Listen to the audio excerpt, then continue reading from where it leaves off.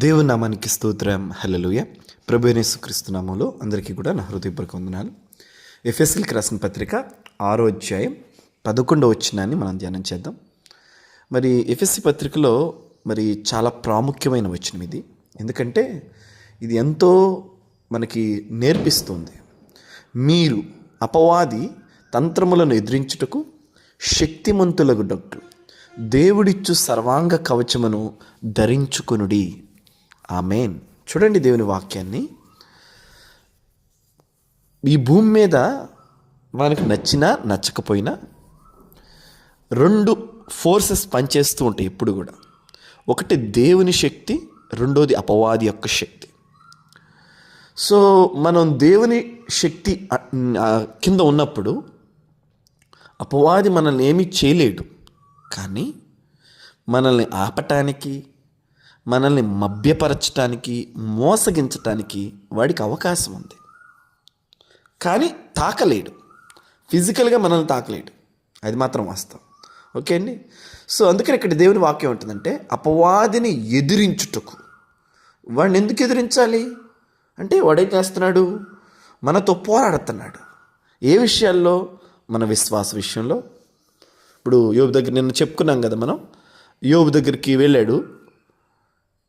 ఏ విధంగా ప్రయత్నిస్తున్నాడు? దేవుడు పర్మిషన్ ఇచ్చిన విషయాల్లోనే యోబుని తాకగలిగాడు. కానీ దేవుడు పర్మిషన్ ఇవ్వని, సపోజ్ ప్రాణము దేవుడు ఇవ్వాల పర్మిషన్. అంతకుముందు ఆరోగ్యం విషయంలో దేవుడు పర్మిషన్ ఇవ్వాల. యోబు శరీరం మీద దేవుడు పర్మిషన్ ఇవ్వాల. అంటే ఎదిరించటానికి యోబు దగ్గర శక్తి ఉంది. అది ఫిజికల్ స్ట్రెంగ్త్ కాదు, స్పిరిచువల్ స్ట్రెంగ్త్. ఓకే అండి.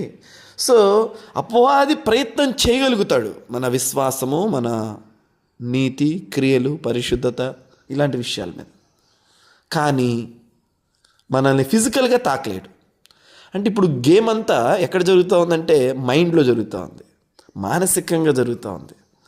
సో మనం వాడిని ఎదిరించటానికంట, చూడండి 11 వచ్చిన శక్తిమంతులు అవ్వాలంటే దేవుడిచ్చు సర్వాంగ కవచము. అంటే సర్వాంగ అంటే ఎవ్రీ ఆర్గన్స్కి.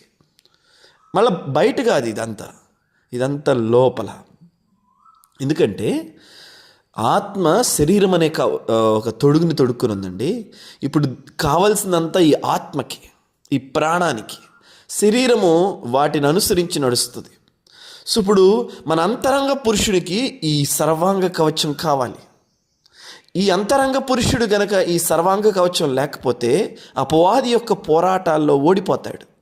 అందుకని దేవుని వాక్యం చెప్తుంది స్పష్టంగా, మీరు దేవుడిచ్చు అంటే దేవుడిస్తాడు సర్వాంగ కవచమును ధరించుకోండి. అంటే మనం ఈ భూమి మీద, మనం ఈ లోకంలో మనం ప్రయాణిస్తున్నప్పుడు మన పరిశుద్ధత విషయంలో అపవాది వాడు పోరాడతాడు. మన నీతి విషయంలో వాడు పోరాడతాడు, విశ్వాస విషయంలో పోరాడతాడు, రక్షణ అనే వస్త్రాన్ని మురికి చేయడానికి వాడు ప్రయత్నం చేస్తుంటాడు, పాపంలో పడేయటానికి ప్రయత్నం చేస్తూ ఉంటాడు. ప్రైజ్ గాడ్, హల్లెలూయా. కనుక ఆల్రెడీ లోకంలో ఉన్న వ్యక్తుల్లో వాడు ఆల్రెడీ ఆడుకుంటుంటాడు. సో ఇప్పుడు వీడి లక్ష్యం ఏంటి? నీతిగా, పరిశుద్ధంగా, యథార్థంగా జీవిస్తున్న వాళ్ళ జీవితాలని పాడు చేయాలి. అయితే అపవాదికి అవకాశం లేకుండా ఉండాలి అంటే ఇక్కడ దేవుని వాక్యం స్పష్టంగా చెప్తుంది. ఏమనంటే మీరు సర్వాంగ కవచాన్ని ధరించుకోండి. ఆమేన్. సో ఇది కంపల్సరీ. ఇది తెలియకుండా మనం ఈ లోకంలో అపవాదిని ఎదిరించలేము. సో దేవుడిస్తాడు ఆ సర్వాంగ కవచం. మనం దేవుని ద్వారా దాన్ని పొందుకోవాలి. దేవునితో కలిసి దాన్ని, అపవాదిని మనం జయిస్తాం. హల్లెలూయా. సో అందుకనే అపవాదిని ఎదిరించుటకు దేవుడిచ్చు సర్వాంగ కవచం. ఆమేన్. హల్లెలూయా. దేవుడి మాటలు మనందరి వినికిడిలో దీవించును గాక. గాడ్ బ్లెస్ యూ అండి.